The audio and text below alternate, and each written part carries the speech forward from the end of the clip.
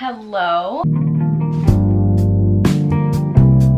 My name is Mara, welcome back to my channel. Today, in an attempt of clearing out a little bit of my TBR this month, I am going to be asking a few of my friends to decide between two books, and whatever book they pick is what I'm going to be reading for however long it takes for me to finish that book. I am sitting here with 6 because 3 books and then 2 options, so 6 books total. These are 6 books that I genuinely do want to read and books that I've had on my TBR. Some for a long time, some of these I just purchased, so I have plenty of time to read them. Not that these books are going to expire. Some of them I just am tired of looking at and knowing that I've had them for a long time. I swear I almost thought I saw like a rat in my room. Like I saw something, it was a cord. But anyways, no, obviously these books like don't have an expiration date. I don't need to rush to read them, but some of them have been on my TBR for so long and I'm tired of looking at them and knowing that I still haven't read them. So that's what I'm gonna try to accomplish today. I have The Gracier, Love Theoretically, this Fear Street True Evil. I don't really know what this is, but Hooked. This is a part of an interconnected series. This is the only one that I have, but because it's interconnected, it's basically a standalone. Love and Luck,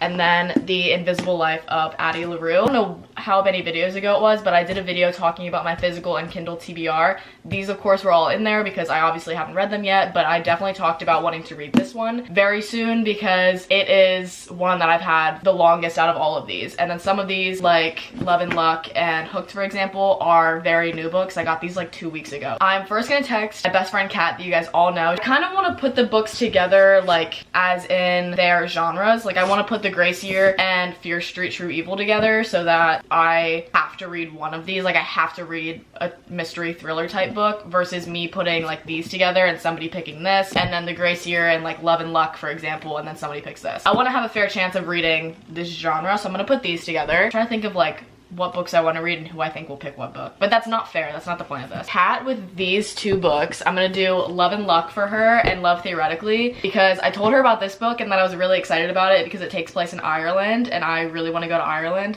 and she knows that. And I told her earlier today that I want to read this soon. So I have no idea what she's gonna pick and I feel like this is gonna be kind of a tough decision for her. So I'm gonna send her these. Can you pick one of these for me to read? I'm also gonna send her the backs so she can look at the summaries and the synopsis. Hopefully that helps her make a fair decision. She's already typing, but she hasn't read the backs yet. I knew it! I knew she was gonna do Love and Luck. Like I actually knew it. It's fine because she didn't even look at the backs. I knew she was gonna do this one just because she knows I want to go to Ireland so bad, and this is also just a short, easy read. This I'm definitely reading after I read all of these because I wanted to read this anyway, and I was actually gonna read it today, and then I was like, let me actually film this video instead and be productive. This one I have to say goodbye to. This one I'm really excited to read because I haven't read anything by this author. It is Jenna Evans Welch. She wrote Love and Gelato, and that was a pretty popular book talk book. Didn't read it, wasn't really interested in it, but this one I think I would like a little bit more. I'm gonna start with that one, but I am just gonna send my messages out to everybody so that I have the books ready to go now versus me having to wait around for them. I think they're all on their phones right now. Which one of these should I read?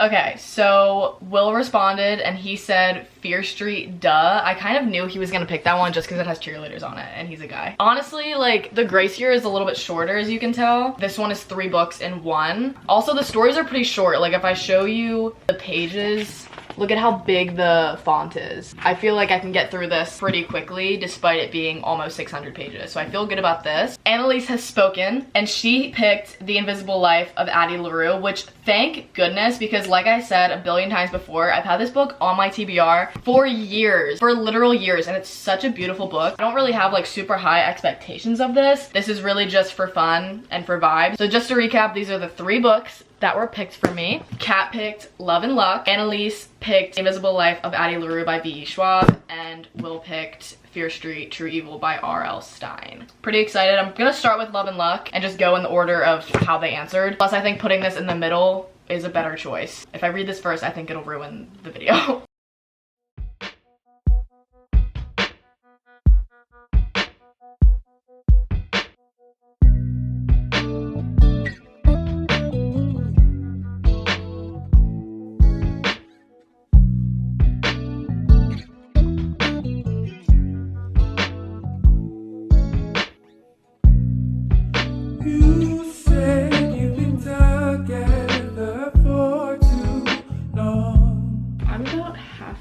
through this book. I don't really know how I'm feeling yet. The premise of this book is this girl is in Ireland for her aunt's destination wedding. It follows her and her brother just fight and bicker, argue all the time. Basically, their mom is like, here's what I'm gonna give you. If you guys can go to Italy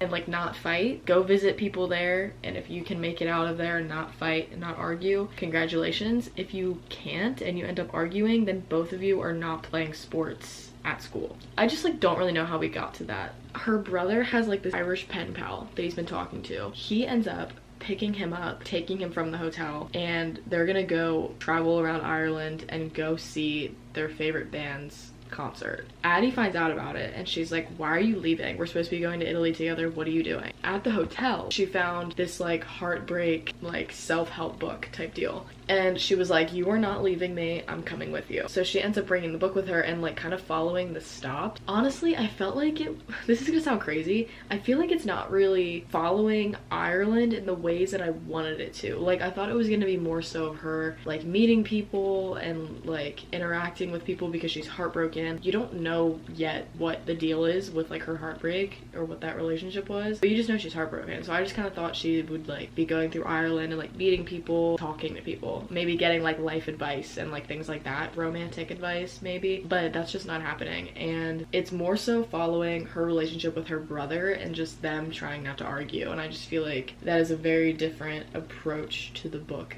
than I was expecting. I'm not too entertained, honestly. It's just them arguing about the same thing over and over again. It feels like we're going in circles and I'm just kind of over it. You were starting to feel a void.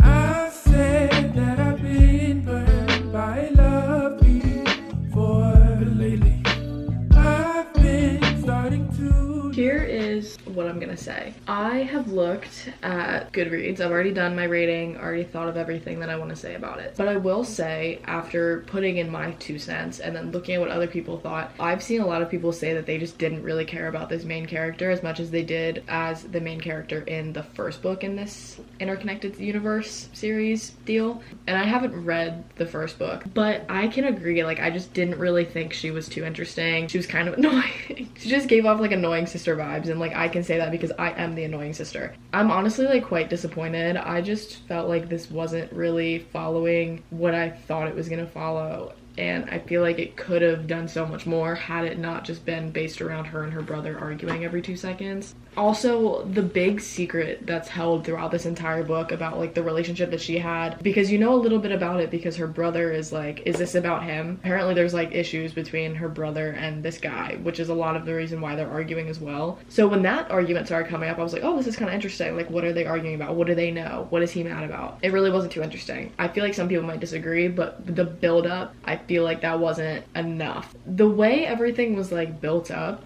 I would have thought that the guy that she was into would have like been in jail. It was just way more dramatic than anything turned out to be, and for that reason it was just a huge letdown. And like I felt like something would be uncovered and I'd be like, okay, and where's the rest of it? And then that's it. And I'm like, okay, hello guys. It's a little bit later. I'm currently snowed into my house and I can't go anywhere. The next book picked for this video was Fear Street True Evil by R.L. Stein. Like, the chapters are pretty short, so I feel like I can get through this tonight, honestly. So I picked this because it's based around a cheerleading team. It's about these sisters named Corky and Bobby. But right after they nab their spots and pick up those pom-poms, terrible things start happening. The horror starts with a mysterious accident near the Fear Street Cemetery. They end up getting in this bus accident when all the cheerleaders are on the bus. I guess they're going to a game, probably, that would make sense. They end up getting in an accident and one of the girls dies. Or so they think she died. They're under the impression that she's dead, and all these weird things start happening. Their bodies are paralyzed when they're doing stunts, so like they'll throw a girl for a basket toss and something will like sabotage them so that they can't catch her, and then the girl will obviously hit the ground and injure herself.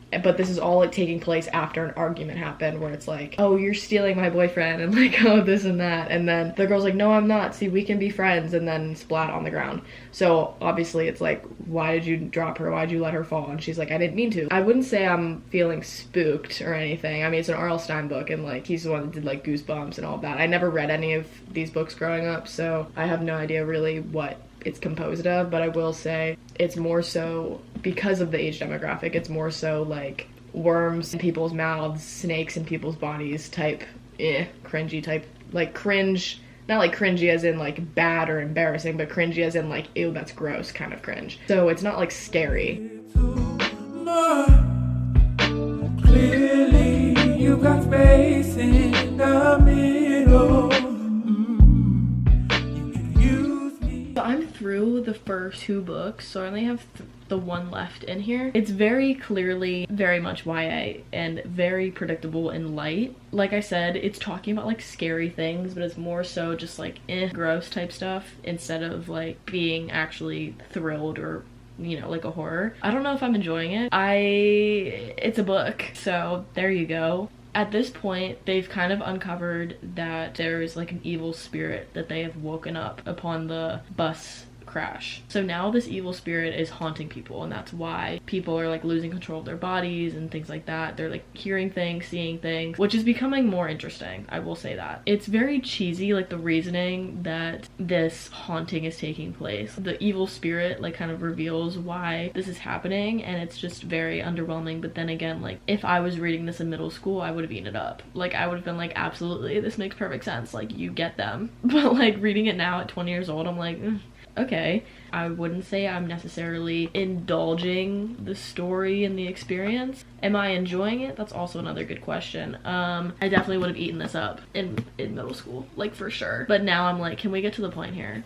Can we just finish this up? Somebody do something about this stupid spirit, because I'm over it. The time has come, and I'm whipping out my book lover's journal that I was gifted for Christmas. I'm gonna go over my thoughts of this book. I thought I would be a little bit more entertained than I was, and it was just underwhelming and boring. I understand that's because of the age demographic. That's my own fault. Like if Alice Feeney wrote this and I read it, I'd be like, girl, you ate this up. Me reading this, just because of the demographic and like the target audience of this author, it just wasn't something that I was gonna enjoy. Today I'm reading Invisible Life of Addie LaRue. I actually started this yesterday and I'm about halfway through it now. I will say at first I did not really care for it at all. I was like, this is moving really slow. Like even right now, something big happened, but it's halfway through the book. I'm currently also watching the Ravens game, if you're wondering. So far, Addie, or Adeline, she's set up in this arranged marriage in the 1700s. So she was born in 1691, I believe, in France, and she ends up running away from the marriage. She makes a deal with this like magical spiritual being shadow thing, asks for more time in her life to be free and be able to live peacefully. And the catch is that she has to give up her soul to the spirit when she's done living her life the way she wants. Something like that. It's kind of weird and confusing, but she's also cursed to be forgotten by everyone she meets. So she ends up going back home, and her parents like don't know who she is. They think she's this homeless lady, like doesn't exist anymore. In Teen Wolf, if you guys have seen Teen Wolf,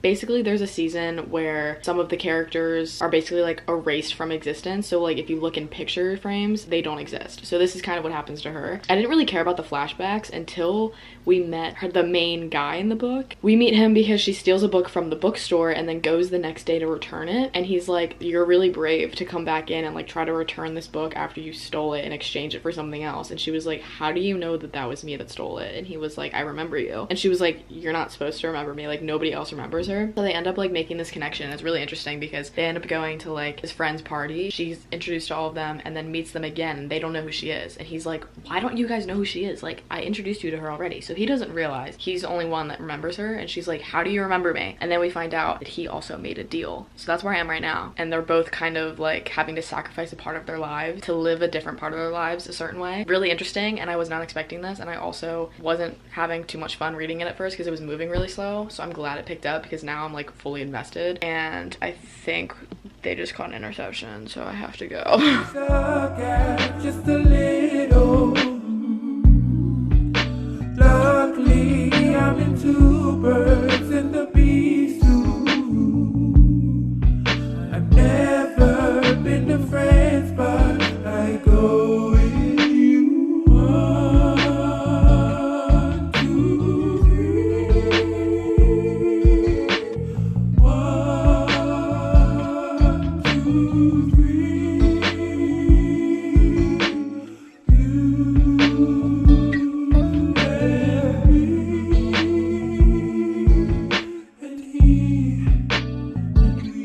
I can't even begin to explain how I feel that this book is over. Was not expecting any of this in the slightest. I didn't think I was even gonna really like this book. Oh my god. Like, I really need to like sit on a rating because I feel like this could be 4.5 to 5 stars. So I really need to like sit on this and think. Those are the books that I read this week. I read Love and Luck, Fear Street, and The Invisible Life of Addie LaRue. This one was definitely my favorite. I'm glad I closed with this one because this one I'm very happy with. That's all I have for you guys. Thank you very much for watching, and I will see you guys when I see you.